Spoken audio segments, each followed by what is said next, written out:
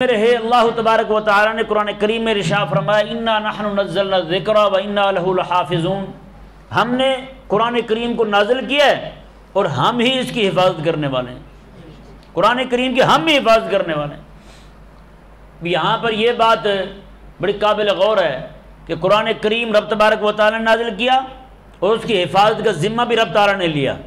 بِمَسْتُحْفِظُوا مِن کتاب اللہ، پہلے جو لوگ تھے کتابیں رب نے عطا فرمائی اور وہ حوالے کی گئی ان اہل کتاب کے علماء کو کہ تم نے حفاظت کرنی ہے۔ اب مولویوں نے ان کتابوں میں رد بدل کر دی، ان میں تبدیلیاں کر دی۔ یہ واحد کلام رب تبارک و تعالیٰ کا قرآن کریم ہے جس کی حفاظت کا ذمہ بھی رب نے خود ہی لیا ہے۔ ہاں، اس کی حفاظت بھی رب تعالیٰ نے خود کرنی ہے۔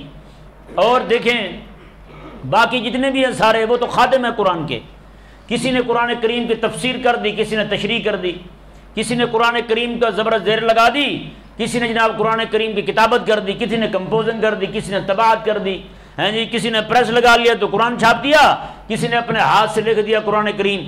اس طرح کر کے یہ سارے کے سارے قرآن کے خادم ہیں۔ قرآن کی حفاظت کا ذمہ میرے خالق اور مالک نے لیا ہے۔ عموماً کئی احمق لوگ یہ اعتراض کرتے ہیں جی قرآن کریم جو ہے آپ اس کو بچوں کو زبانی یاد کروا دیتے ہیں، ان کو معنی کا پتہ ہوتا نہیں ہے، فائدہ پھر یاد کرنے کا بتائیں، فائدہ پھر یاد کرنے کا زبانی معنی کا پتہ ہی نہیں، ان کو زبانی پڑھنے کا فائدہ بھائی۔ اصل میں ان کا مقصد یہ نہیں ہوتا کہ لوگوں میں قرآن کریم پڑھنے کا جو ہے نا وہ ترجمہ پڑھنے کا شوق پیدا ہو، نہیں، بلکہ جو زبانی یاد کر رہے ہیں نا ان کو روکنا مقصد ہوتا ہے ان کا۔ یہ ایسے پلیت ذہن کے ہوتے ہیں، وہ کہتے ہیں جی یہ معنی آتا نہیں پھر فائدہ پڑھنے کا، چھوڑ دو پڑھنا بھی ہے نہیں۔ اب میں آپ کو ذرا بتاؤں کہ قرآن کریم کا صرف بغیر سمجھے صرف عبارت یاد کر لینا اس کی کتنی بڑی برکت ہے۔ آج بھی بہت سارے پوری دنیا کے اندر کافروں نے قرآن کریم کے اندر رد و بدل کی ہے، قرآن کریم کے نسخے چھاپے ہیں، لاکھوں کی تعداد میں ایک ہی دن کے اندر کویت کے اندر نسخے چھاپ کے جن میں تبدیلیاں تھیں وہ بیچے گئے۔ بتائیں، ایک ہی دن کے اندر مفت بانٹے گئے، لوگوں میں تقسیم کیے گئے جن میں تبدیلی تھی۔ سورت ملوک، اب پورے قرآن میں سورہ ملوک کو سنی آپ نے؟ کوئی صورت نہیں ہے۔ اس طرح کر کے صورتیں بنا بنا کے گھڑ گھڑ کے اس میں ایسے مضامین جو سراسر قرآن کے خلاف ہیں، قرآن کے منہج کے خلاف ہیں، ایسے مضامین جوڑ کے جناب قرآن کریم جناب شائع کر کے کویت میں بانٹا گیا۔ اور بانٹا کس کی طرف سے گیا؟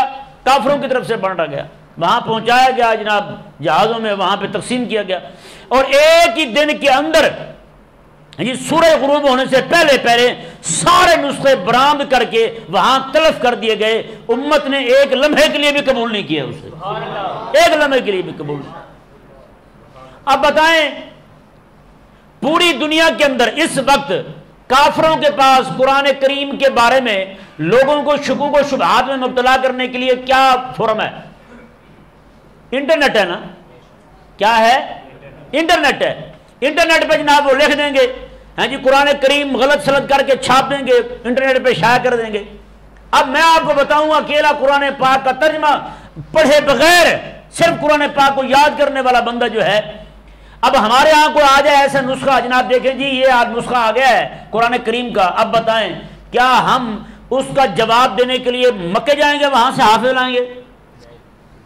مدینے جائیں گے ہم، ہاں جی وہاں سے حافظ بھیجیں، یا کسی اور ملک جائیں گے سفر کریں گے جہاں پہ اہل اسلام کا غلبہ ہے؟ کبھی بھی ایسا نہیں ہوگا، کبھی بھی ایسا نہیں ہوگا۔ تو ہم اپنے محلے سے 15 سال کے بچے کو جو قرآن کا حافظ ہوگا، جو قرآن پاک کا حافظ ہوگا اسے پکڑیں گے، ہاں جی بیٹا آپ آئیں یہ قرآن پاک دیکھیں ذرا۔ اب حافظ جو ہے زبانی پڑھتا جا رہا ہے قرآن پاک کو، خود ہی بتاتا جائے گا یہاں زبر زیر کی جگہ تبدیلی ہوئی ہے، یہاں پہ آیت کی جگہ تبدیلی ہوئی ہے۔ میں نے کہا ان کے پورے نظام کو 15 سال کا بچہ چیلنج کر سکتا ہے، کیسی باتیں کرتے ہیں۔ تو یہ کیا کہا اس نے؟ ایک بندہ تھا، امام اسماعیل حقی رحمہ اللہ نے یہ بات نقل کی ہے، کہتے ہیں کہ بندہ تھا کافر پادری تھا، ایک دم مسلمان ہو گیا۔ لوگوں نے پوچھا کہ تم مسلمان کیسے ہو گیا، تو پادری تھا؟ اس نے کہا بس کیا کروں، ایک دن دل میں خیال آیا، میں نے تورات کے چند نسخے بڑے خوبصورت کر کے لکھے اپنے ہاتھ سے اور ان میں تبدیلی کر دی، خوبصورت غلاف سے لپیٹا میں نے، غلاف چڑھا دیا، اوپر بند کر دیا اسے. میں لے کے گیا پادریوں کے پاس، بڑے بڑے پادریوں کے پاس، ان کو دیا، انہوں نے دیکھا اور چوما، اپنے پاس رکھ لیا، مجھے انعام دیا، روانہ کر دیا. اس نے کہا اچھا. میں نے کہا یہ جھوٹے ہیں. اس نے کہا پھر میں نے 4 نسخے لکھے جناب، تورات کے لکھے، انجیل کے لکھے، یہودیوں کے پاس لے گیا ان کی کتاب، نصرانیوں کے پاس ان کی کتاب لے گیا.